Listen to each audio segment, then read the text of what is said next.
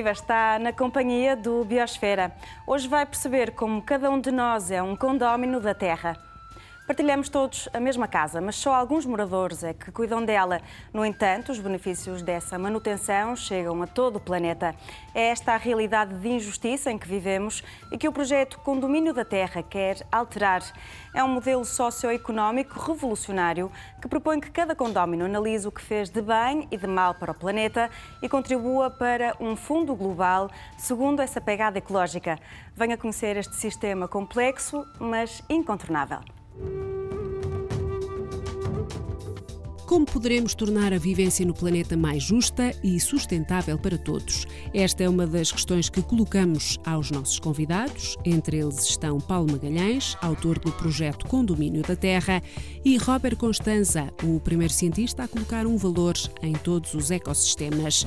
Durante um ano, várias regiões vão testar a pegada ecológica e perceberem se têm um saldo credor ou devedor face à totalidade do país. O conceito que lhe vamos apresentar agora vai ajudá-lo a perceber o fracasso da Cimeira de Copenhaga. Em dezembro, inúmeros países em desenvolvimento recusaram-se a assinar um acordo que classificavam de neocolonialista.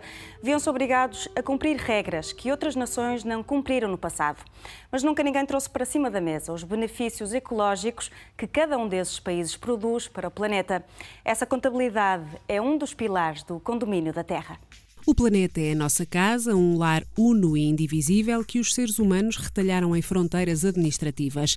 Mas a natureza tem-nos feito perceber que essas barreiras de nada valem perante furacões ou marés negras. Nenhum de nós vive numa moradia isolada. Todos temos um apartamento neste imenso prédio que é a Terra e, tal como num condomínio normal, cabe-nos o dever de respeitar o espaço dos vizinhos e de contribuir para o bom estado das partes comuns. Mas não há nenhuma lei mundial que obrigue os atuais habitantes da Terra a fazer isso. Ora, se todos dependemos uns dos outros, há que criar um sistema socioeconómico que se adequa a esta realidade, um modelo como o Condomínio da Terra. Por um lado, temos que tratar das partes comuns do prédio. E, em segundo lugar, temos de habitar aquele território, aquele espaço que é nosso, que é que chamamos casa, com prudência e com cuidado suficiente para não incomodarmos aqueles que são nossos vizinhos. Porque toda a gente sabe que não é possível ter a música muito alta, desejavelmente durante todo o dia, mas a partir das 22 horas então é mesmo proibido, não é? Portanto, temos que ter uma atitude muito consciente acerca das repercussões da nossa forma de habitar a Terra. Este conceito é uma ideia do ex-advogado Paulo Magalhães e, curiosamente, surgiu por causa destas janelas. Eu vivia aqui neste condomínio e houve uma reunião de condóminos, à qual eu faltei, em que decidiu fazer obras gerais no prédio. Eu, quando recebo a conta, vinha precisamente, foi na altura do Prestige, vinha ainda do sítio onde nós estávamos a cuidar das aves. Chego a casa, tinha uma conta para pagar do condomínio, brutal, e fui logo ver o que é que afinal se ia fazer no prédio para ser uma conta tão elevada. Paulo Magalhães rapidamente percebeu que também o planeta precisava de uma gestão global das partes comuns. Falamos da atmosfera e da hidrosfera, mas o condomínio também considera bem comum os serviços prestados pela biodiversidade. No atual direito internacional, só algumas partes do nosso planeta é que são partes comuns neste sentido que nós queremos referir aqui no Condomínio da Terra. Concretamente, a área, a chamada área, a Antártida, são partes comuns atualmente já do planeta que só podem ser utilizadas em benefício da humanidade, que não são apropriadas individualmente por nenhum Estado e devem ser utilizadas no interesse de todos e em benefício de todos. É isso que se pretende em relação a outras partes que atualmente têm um regime um bocadinho diferente, ao próprio alto mar, por exemplo, aos próprios recursos hídricos, porque não podemos olhar para um rio, temos que olhar para toda uma bacia hidrográfica e para todo um sistema hidrológico. Portanto, é isso que nós queremos, no fundo, é alertar as pessoas para que os recursos do planeta são globais e, portanto, as partes têm que ser partes comuns e olhadas como tal. A atmosfera, por exemplo, uma parte fundamental da hidrosfera e dos serviços ecológicos que estão associados são também comuns. Não é por acaso que nós estamos a negociar em matéria da atmosfera, temos uma Convenção Internacional para a Proteção do Ozono Atmosférico, enfim, a chamada camada de ozono, na estratosfera, Temos, no fundo, também um esforço muito grande para encontrarmos um novo regime internacional que proteja a atmosfera e o planeta das alterações climáticas. E é preciso uma atitude diferente, uma atitude de consideração dos espaços comuns como espaços de todos, como espaços que temos que apropriar no sentido da proteção e da defesa, e não como lugares que não pertencem a ninguém e que podem ser transformados em lixeiras, que podem ser transformados em lugares de dumping, não é? Vivemos uma realidade em que o que é público é de todos e ao mesmo tempo de ninguém, porque não há responsabilidades de gestão atribuídas e assim se justificam números como estes. Quase 2/3 de todos os serviços ambientais estão degradados ou em exploração insustentável e, segundo a WWF, em 2008, a pegada ecológica global excedia a capacidade de regeneração da Terra em 30%. Eu penso que o que está a acontecer hoje em dia, e não acontecia há 40 anos, é que estamos a assistir a um fenómeno, digamos assim, de erosão interna do sistema. Mais do que o mau estado de uma parte do sistema Terra, seja a atmosfera, seja a hidrosfera, seja a terra arável, a biodiversidade, o que nós estamos neste momento a enfrentar e a conhecer é justamente a ideia de que a articulação das partes, o todo, não é? O sistema conjunto que estes subsistemas formam, começa um bocadinho a agitar-se, um bocadinho a abrir fissuras. Não é? Um sintoma disso é justamente as alterações climáticas. Porque se repararmos com atenção, as alterações climáticas estão sediadas na atmosfera, é aí que a coisa começa, aí, sem dúvida. Mas depois elas irradiam para todo o ecossistema Terra. Não é? Elas afetam a hidrosfera. Sabemos o que está a acontecer ao gelo do Ártico, que está a desaparecer no verão. Sabemos que há uma temperatura que está a aumentar nos oceanos ao longo da coluna d'água. Já não é só na superfície, já começa a entrar mais profundo, não é? Sabemos que as alterações climáticas provocam depois alterações na própria distribuição da biodiversidade. Há espécies que começam a mudar de habitat. Não é? Começa a haver intrusão, começa a haver invasão, começa a haver migração, como acontece com as pessoas também, não é? Visto que as alterações climáticas tornam algumas zonas do planeta inabitáveis ou dificilmente habitáveis para populações muito numerosas, não é? E, portanto, há aqui uma tendência para a deslocação demográfica. E, portanto, o que são as alterações climáticas? Não é um problema, não é uma questão de um subsistema, é uma questão do sistema Terra, não é? O aquecimento global torna claro pela primeira vez que aquilo que cada um de nós faz tem impacto em todos os outros. Se os Estados Unidos não acordarem para este problema, não vamos conseguir resolver as alterações climáticas. E o mesmo se pode dizer da China ou da Índia. Pela primeira vez percebeu-se que o que se passa na China tem efeito direto em Portugal, ou nos Estados Unidos, ou em qualquer outro lugar. Ainda assim, todos os acordos internacionais relativos às alterações climáticas têm ficado muito aquém do desejado. Como pretende então o Condomínio da Terra convencer toda a população a aliar-se a uma gestão global do planeta? Há que incluir aqui aquilo que cada um faz de positivo para o comum, que não está ainda incluído. Nós estamos a discutir quanto é que menos cada um vai usar menos os bens comuns, não é? Reduzir as suas emissões. Agora, aqueles que fazem só o positivo, que têm florestas, que têm ecossistemas, que prestam serviços globais, não estão metidos nas contas. Aquilo que se vê quando se estuda o valor dos serviços prestados pelas diferentes partes comuns do planeta é que esse valor está, muitas vezes, nos estados mais pobres. Há uma coincidência entre os recursos, por exemplo, florestais, e países que são países em vias de desenvolvimento, países com um PIB baixíssimo. No entanto, a utilização desses recursos florestais, o consumo da madeira, por exemplo, é feito sobretudo nos países mais desenvolvidos, nos países mais ricos. O caso da vinca rósea de Madagascar é paradigmático. Nos anos 60, a farmacêutica Eli Lilly descobriu que substâncias desta planta eram benéficas no tratamento da leucemia. A venda dos medicamentos que se fizeram a partir dela valem 100 milhões de euros. Madagascar nunca viu um cêntimo desse dinheiro. O ideal seria que cada Estado pudesse ter uma palavra a dizer em nome da sua população, portanto, proporcionalmente à população do Estado, mas também em nome das gerações futuras, sobre a utilização dos recursos do planeta, que deve ser uma utilização equitativa dentro do possível.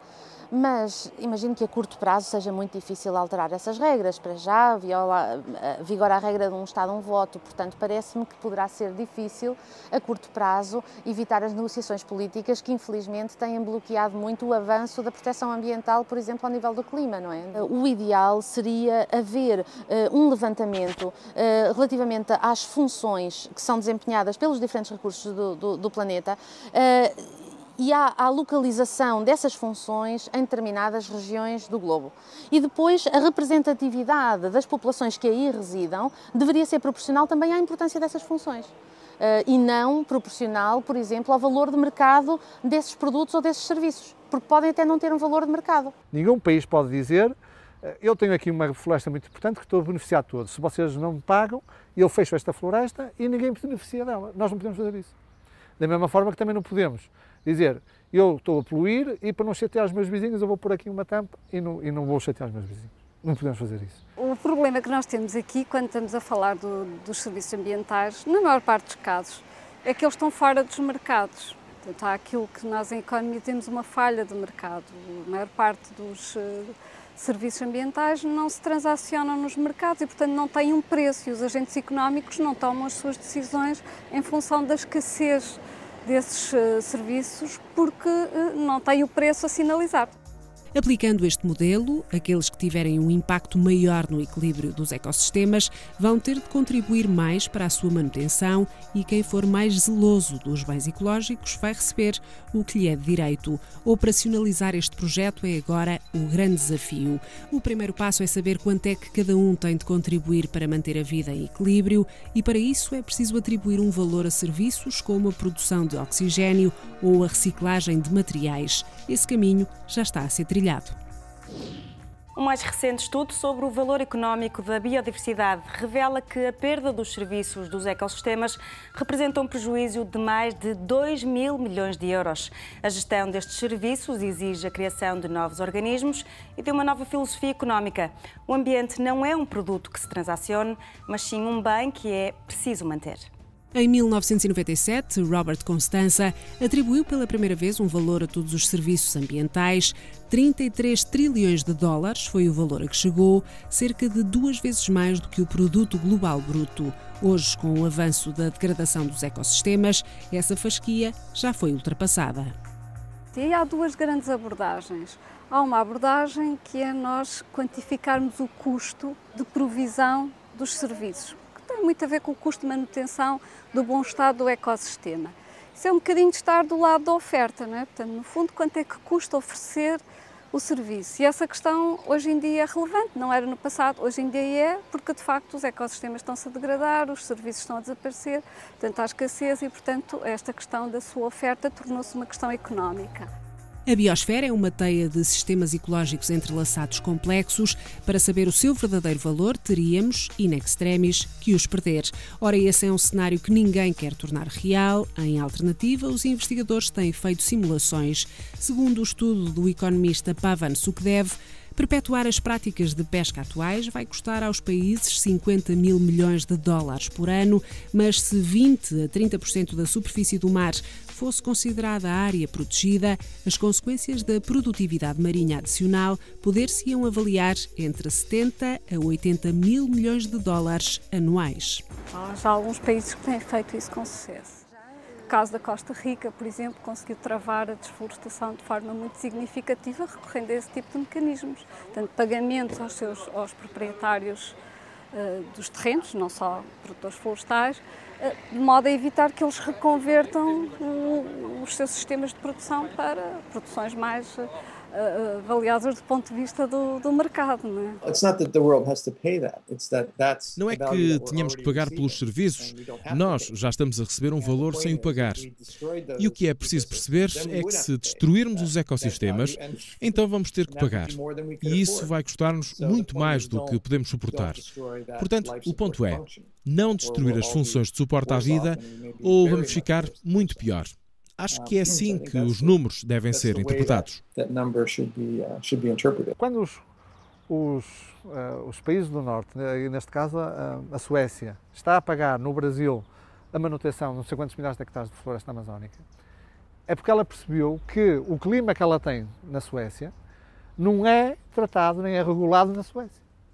Portanto, isto não é altruísmo, não é dizer eu dou aos pobres X.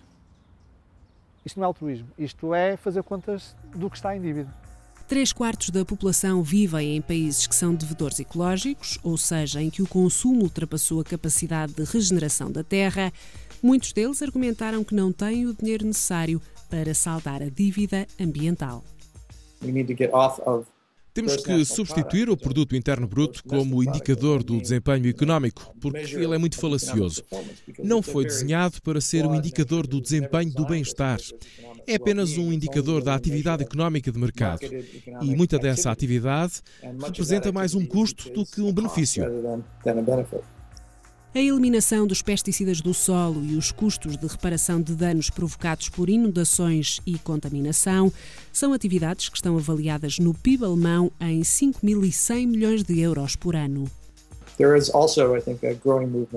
Também existe um movimento crescente para ir mais além da medida de PIB atual e fazê-lo incluir o capital natural e social e outras coisas que foram esquecidas e não deviam ter sido.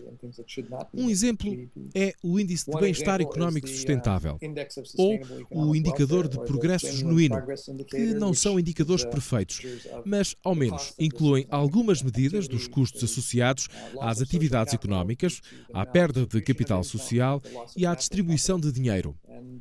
E essa medida mostra que, em alguns países, em vez de crescimento, há decrescimento. O bom funcionamento dos ecossistemas também nos vai permitir poupanças, não é? Em termos de tratamento da qualidade do ar ou das águas, que se nós tivermos os ecossistemas em bom estado, também há aqui uma série de custos que vão ser evitados, que nós já estamos a ter, porque não evitamos a degradação dos ecossistemas. Nós construímos uma ponte e toda a gente usa a ponte, mas não quer dizer que a deixemos deteriorar. Temos que cuidar dela de forma a que se possa continuar a receber esse serviço.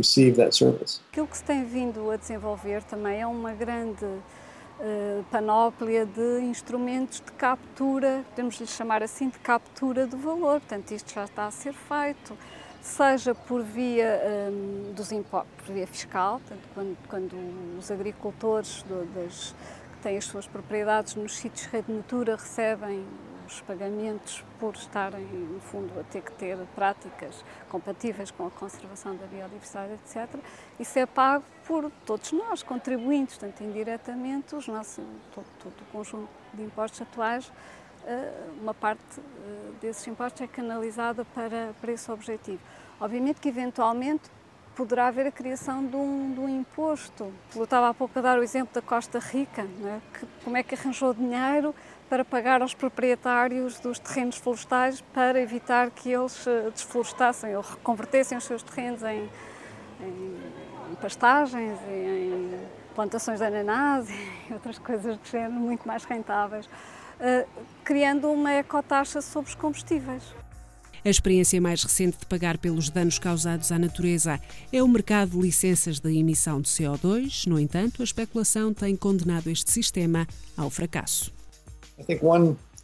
Acho que uma confusão que existe é que, quando se começa a atribuir valor aos serviços, as pessoas imediatamente pensam que temos que transformá-los em produtos transacionáveis e que podemos criar um mercado convencional.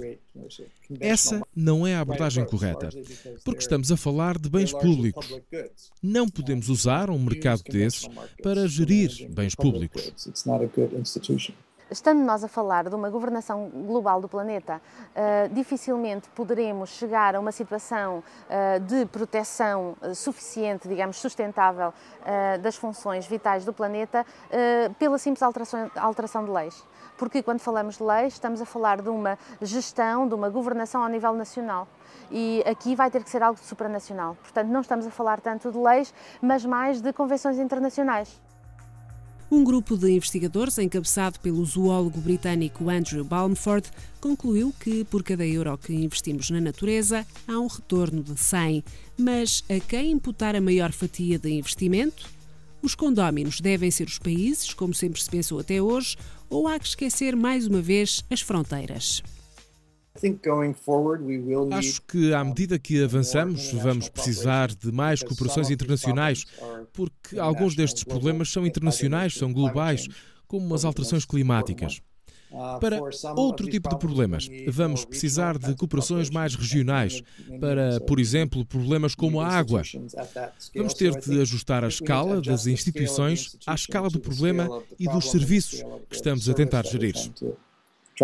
Se estivermos a tratar, por exemplo, da gestão da água, da utilização da água, saber se há limites à utilização da água, se a utilização, turística da água deve prevalecer sobre a utilização agrícola, por exemplo. Isso deve ser decidido a nível de toda a bacia hidrográfica. Ora, se pensarmos na bacia hidrográfica de um Tejo, de um Guadiana, de um Minho, de um Douro, são rios internacionais e, portanto, tem que haver um sistema de liberação internacional em que estarão, neste caso concreto dos exemplos que eu lhe dei, Portugal e Espanha, não estarão outros Estados, porque são rios apenas relevantes para estes dois países. Portanto, tudo dependerá do problema concreto que estivermos a tratar.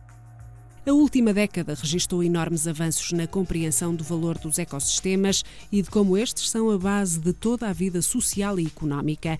Não é de estranhar que as palavras economia e ecologia tenham a mesma raiz, eco, que provém do grego oikos, que significa casa. Aos poucos, todos começam a perceber que o modelo vigente de predação da natureza vai acabar por caçar o próprio homem. Já ninguém tem dúvidas da necessidade de uma mudança. Se não, vejamos, acha que a BP e os Estados Unidos vão ser capazes de resolver sozinhos todos os impactos da mancha de petróleo no Golfo do México?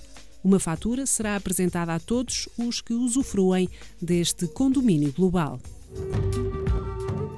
A primeira experiência de aplicação dos princípios do Condomínio da Terra em Portugal começou há um mês.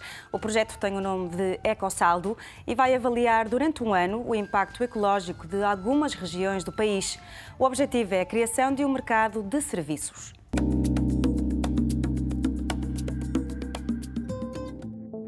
Quanto vale a paisagem da Serra da Estrela e os serviços que ela aporta à vida humana? A resposta vai ser dada pelo projeto Ecosaldo, que durante o próximo ano vai registar os benefícios e impactos ecológicos de 3 locais do país, entre eles este Parque Natural. Esta é a primeira operacionalização dos fundamentos do Condomínio da Terra. Um dos mais importantes objetivos é perceber que a percentagem dos serviços prestados pelos ecossistemas é usufruída no local e que a percentagem passa para as partes comuns. Para isso, vão calcular primeiro a pegada ecológica da zona e depois compará-la com a biocapacidade existente. Imaginemos um local cujas necessidades de consumo e deposição de resíduos se traduzem numa pegada de 50 mil hectares e que no mesmo território existem 70 mil de ecossistemas em bom estado. Isso quer dizer que o saldo desta zona é positivo em 20 mil hectares. Este valor corresponde aos serviços que beneficiam outras áreas. Como é um modelo novo, económico, tanto a nível local como global, existem alguns afinamentos que é necessário fazer, tanto a nível da valorização dos serviços ecológicos. Existem novos estudos que pretendem explorar de que forma é que os serviços ecológicos podem ser valorizados, assim como também perceber de que forma é que se consegue tirar um saldo para cada entidade geográfica. O passo seguinte é atribuir um valor de mercado aos serviços que transferem. Na última década, muitos investigadores têm trabalhado nesta matéria, mas os números encontrados são bastante elevados e geram muita controvérsia. Por isso, o Ecosaldo vai adotar um custo de oportunidade. Nós conseguimos facilmente, depois de identificarmos os ecossistemas e as suas características funcionais, saber qual o valor ou o custo que está associado a manter ou recuperar aquele ecossistema específico. E sabendo a área para cada entidade geográfica de cada ecossistema, facilmente multiplicamos pelo valor da recuperação ou manutenção, de acordo com as necessidades da área específica para cada entidade geográfica, e sabemos um valor que será necessário ter em conta para, pelo menos, garantir que os serviços ecológicos de grande valor sejam mantidos. Pretende-se que esse custo seja suportado por outras zonas que não tenham um ecosaldo positivo. É mais do que expectável que a cidade de Lisboa venha a contribuir para a manutenção da floresta da Serra da Estrela. Até hoje, poucos ou nenhuns benefícios foram dados a quem garante a depuração geológica da água que chega à capital, por exemplo. Do ponto de vista orçamental e a nível da distribuição de verbas, dever-se a ter em consideração o contributo de cada região, de cada município, se quiser descer ao nível dos municípios, para o bem-estar nacional, digamos assim, porque há municípios que contribuem muito, por exemplo, para a produção de energia elétrica, seja hidroelétrica, seja eólica, seja o que for, e que têm também os incómodos de ter que suportar essas grandes infraestruturas e, portanto, isso deverá ser tido em consideração no que recebem essas regiões ou esses municípios do próprio Orçamento de Estado, não é? O mercado interno deverá funcionar com base no princípio do custo de oportunidade. Cada local pagará o suficiente para colmatar a pegada ecológica. Mas o projeto Ecosaldo vai proceder ainda a uma outra investigação pioneira no mundo. Um cientista vai analisar todos os serviços ecológicos dos ecossistemas, como, por exemplo, a reciclagem de minerais, e ver quanto é que desses serviços é benefício local e quanto é que é exportado para as partes comuns globais. Só esses benefícios é que devem entrar para o mercado mundial que o condomínio propõe. Esse conhecimento científico vai representar um marco decisivo para a implementação deste novo modelo socioeconómico.